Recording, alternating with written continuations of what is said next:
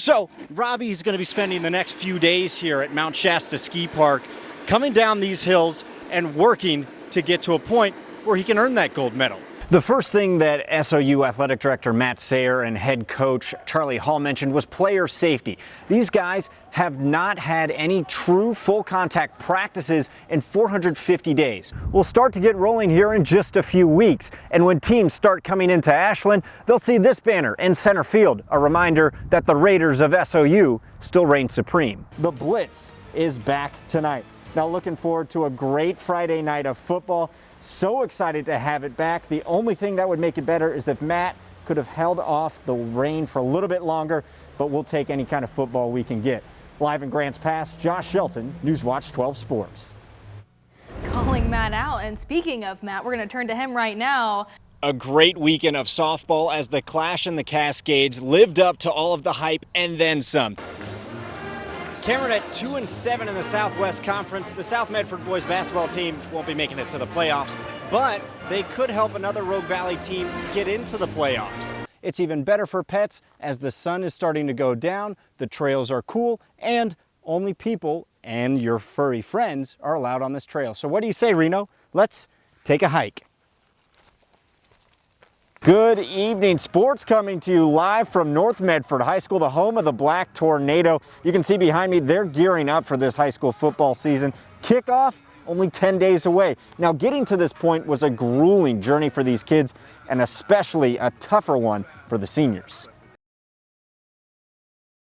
It's a dream come true for some players on the Oregon Tech team to step out onto Jane Sanders Field and get a chance to play ball. The Oregon Tech Owls taking on the Oregon Ducks in a 10-inning exhibition match where they learned a lot about themselves as they prepare for another national title run in the spring. That's the goal. Get back to the national championship game again, but this time come out on top. The Owls bring back 7 from last season's starting lineup along with their top 2 pitchers. This weekend's games against Oregon State and Oregon are a chance to test their mettle and evaluate the newcomers. We know what we want to accomplish, and we know our goals this year. So it's really exciting to see that, and just to see the new girls fitting in so well so early on in the season. New faces altogether or depth players on the 2021 team stepping into bigger roles. That's what head coach Greg Stewart is evaluating during fall ball. But what I'm really excited about, Josh, is with having those new players and some of those returners back that I think can step up and fill just 2 roles for us. Casey Schmidt, who pitched 8 innings in 7 games last season, had a solid day from the circle today against Oregon. Mackenzie Staub pitched mostly last year, but she may see more time at the plate and in the field this season. For completely fresh faces, Stewart singled out 2 true freshmen who could have immediate impacts on the team. Zoe Allen, who's done a really good job coming in as a freshman, I think could be a spark plug for us. Not only, putting the bat on the ball well and great speed, but defensively she's really proven she's a good, solid outfielder. And then Jenna Gordon, one of our freshman pitchers. We feel really good about having another pitcher of the future, hopefully, to add to our staff. And so she's doing a good job. So those 2 kids, right off the bat, I think are coming in or are looking ready to go. The Owls will continue this fall season to see how some more pieces fit into the lineup and how this Owls team is going to come together in the spring. In Eugene, Josh Shelton, Newswatch 12 Sports. At 6'8" without skates, Josh Bresnick stands out on the Spartans hockey team. In his 5th and final year of junior hockey, he became one of the leaders of the team almost immediately. From day one, just his presence in the locker room, it was felt right away. I mean, he's a big guy, a big frame guy, and I think when he talks, people listen. He's not the most vocal leader in the room. He leads a lot by example.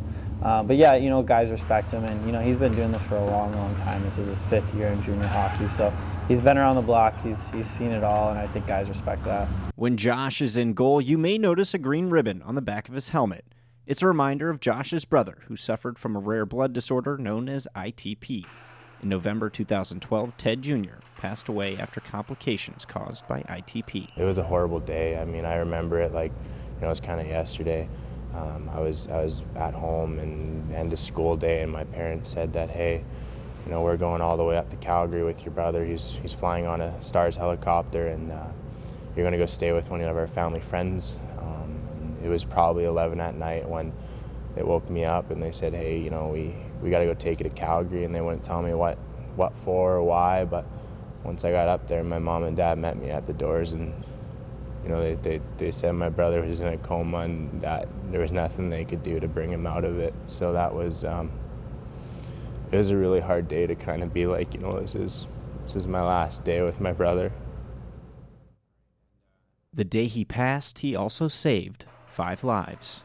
Ted Jr.'s legacy lives on to this day because the happy-go-lucky hockey fan was also an organ donor. Teddy was the same helpful and caring person he was in life after it. 100%. He was the kindest, most generous guy I've ever got to know, and I was just so happy that he was my brother. You know, he always had a smile on his face. He was always willing to help, and it was awesome.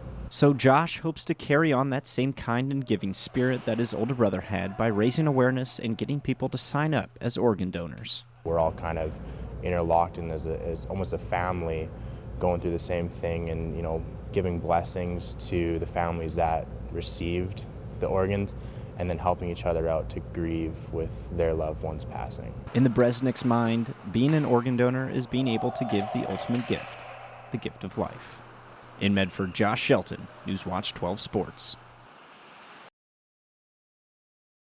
Well, if you were watching yesterday, you know Monday was supposed to be a basketball-filled show. Well, gosh darn it, we're going to get our basketball show today, and the next day, and the next day, and the next day. You get it. How about some local boys basketball to get it started? The band was bumping tonight at Eagle Point, playing some classics. Oh, yeah.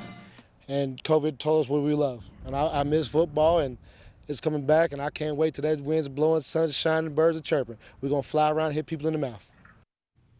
If that doesn't get you at least a little fired up for football at Raiders Stadium this fall, I'm not quite sure what else will. I probably sound like a broken record at this point, but this SOU football team has waited a long time to get back out on the field. When they step onto that field for the first game, they're going to be hungry. Hidden Valley Baseball also had a chance at a 4A state title of their own up in Aurora. The Mustangs took on LeGrand High School. This one came down to the wire. Hidden Valley down to their last out, down 2-1, bases loaded. Isaac Hill at the plate, and Isaac Hill calls game. A walk-off grand slam from the Mustang slugger. His 10th home run of the season is easily the best one. College football game night. Welcome into the Newswatch 12 studios for a jam-packed day of college football. I'm Josh Shelton, flying solo today for the next hour with you. A lot to go over for our local teams today, even with Oregon on a bye week. The SOU Raiders and Oregon State Beavers with big opportunities to prove themselves today in their games, particularly the Raiders. Coming off last week's upset win over rival Eastern Oregon, SOU had the opportunity to beat another ranked opponent, but this time on the road. Anytime a Frontier Conference team travels, it's going to put that team to the test. Spring feels like it's fading quickly into summer, but spring sports are just starting to bloom. And what better way to get the season started than with a little crosstown rivalry on opening day? I'm talking North Medford versus South Medford. Gavin Schmidt on the bump for the Black Tornado. And on the other side, University of Oregon commit Bennett Thompson pitching and hitting third for South, but it was Carson Joe who got the scoring started. The Panther running back can give you 100 yards on the gridiron or rope one up the middle for an RBI. For the Raiders softball team, a chance to reach 30 wins in 2021 with 2 games against the University of Providence today. They won in dominant fashion yesterday, outscoring the Argos 27-1 in just 10 innings. Game 1 getting started before noon in Ashland. Riley Donovan, boom, firepower, the big hitter for the Raiders. But in the third inning, she shows the finesse, laying down the squeeze bunt to score Hannah Shemek and make it a 3-0 ball game. Now, Gabby Sandoval was dominant today in the start, as we've come to expect. One of her 7 strikeouts right there. SOU feeling good, having fun. And then in the fourth inning, a couple of Argos errors give Donovan another RBI chance. Boom, firepower. A missile off the bat for a 2-run no-doubter, the dagger for game 1. Donovan had 4 RBIs, so I asked her which one was better, the squeeze bunt or the dinger. The first question I ask is about why you picked your number, and I am very curious because 11 was my number all the way from as long as I can remember because of Ryan Zimmerman, who plays for the Nationals. Right. But why did you pick it? So in high school, I was number 1 all 4 years because that's just my favorite number. But then when I went to Tech, number 1 was already taken. So then I reverted back to my second favorite number, which is 11, because that's the number of my favorite baseball player, Brett Gardner, who is number 11, plays for the New York Yankees, super fast outfielder. So that's why I have number 11. Oregon Tech uniform combo. I would have to go with all blue because we look like little blueberries out there on the field. That is, that's the same uniform combo that your 2 other teammates mentioned. They did not mention blueberries. Oh, really? No, I always think we're like just like little blueberries out there.